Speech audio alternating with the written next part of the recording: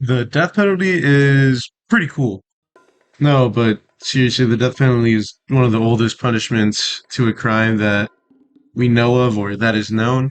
The death penalty originates from the Code of Hammurabi. This gave many other societies the ideas of crimes that weren't death, like the Draconian Code of Athens and the Roman law of the 12 Tables. At this time in the history of capital punishment or the death penalty, most death sentences get carried out by means of crucifixion, drowning, beating to death, burning alive, and impalement. Then, in the 10th century CE, hanging became the most usual method in Britain. More common execution methods at this time were boiling, burning at the stake, hanging, beheading. The number of capital crimes in Britain rose throughout the next 2 centuries. By the 1700s, 222 crimes were punishable by death in Britain. Because of the severity of the punishment, which is, death, many juries would not convict defendants if the offense was not that serious, like cutting down a tree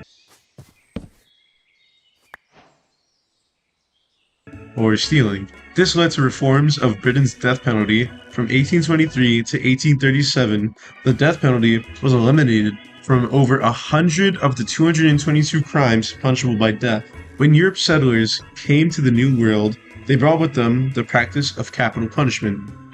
The first recorded execution in the new colonies was that of Captain George Kendall in the Jamestown colony of Virginia in 1608. In 1612, the governor of Virginia, Sir Thomas Dale, enacted the divine moral and martial laws, which provided the death penalty for even minor offenses such as stealing grapes, killing chickens. So, I'm editing the video right now, and I just got to the part where I said killing chickens. Killing chickens. Can't find it anywhere else, so I'm just gonna go to Minecraft and kill a chicken in Minecraft to give an example of that crime. Oh! Oh! Oh! Oh my god!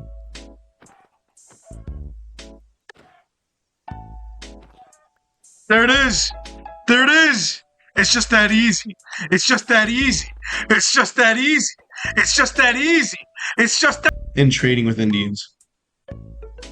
Laws regarding the death penalty varied from colony to colony. Those who did not support the death penalty found support in the writings of Montesquieu Voltaire. It was Caesar Beccaria's 1767 essay on crimes and punishment that had an impact on the world.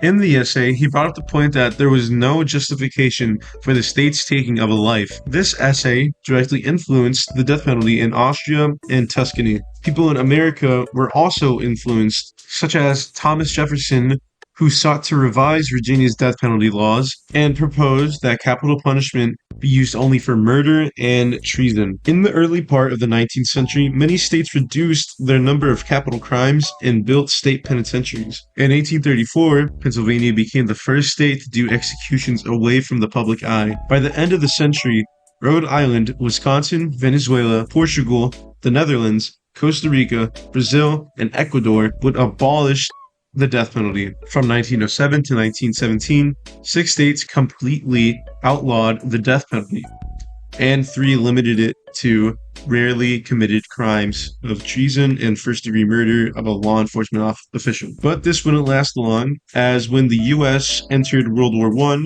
this made 5 out of 6 abolitionist states reinstate their death penalty by 1920. From the 1920s to the 1940s, there was a resurgence in the use of the death penalty. This was due to criminologists that argued that the death penalty was a necessary social measure. In the 1950s, public sentiment turned away from capital punishment, with the numbers of executions dropping dramatically. In 1940, there were 1,289.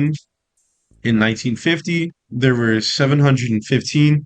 And then from 1960 to 1976, there were 191 executions. In 1966, support for capital punishment was at its all-time low, with only 42% support for the death penalty. The 1960s brought the legality of the death penalty into question.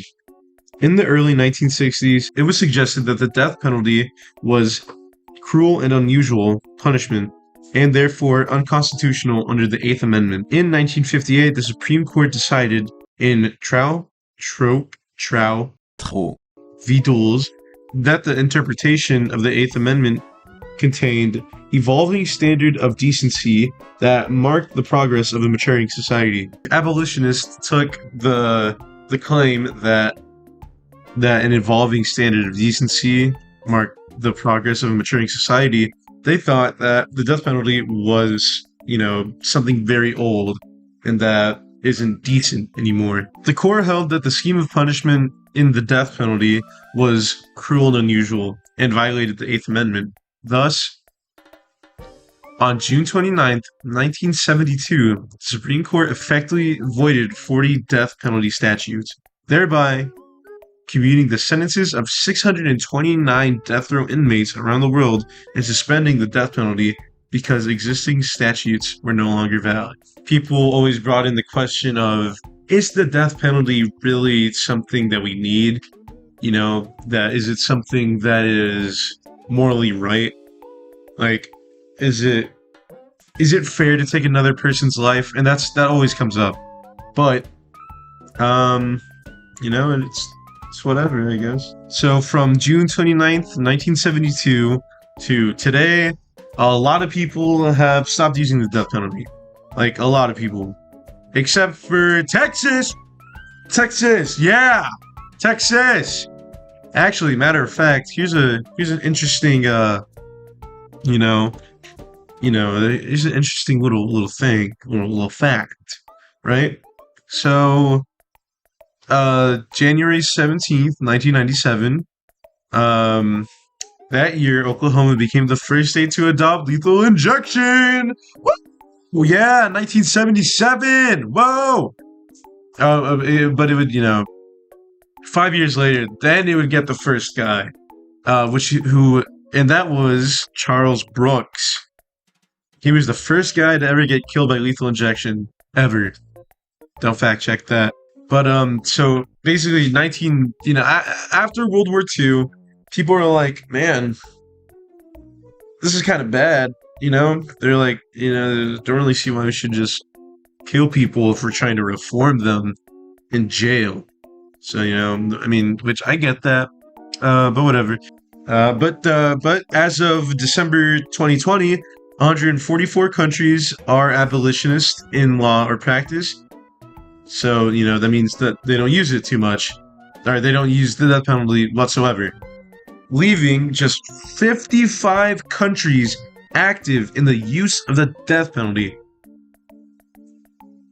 Of the thousands of known executions to take place in 2020, I know we're in 2023, about to be 2024. It is not my fault. This is just what it says.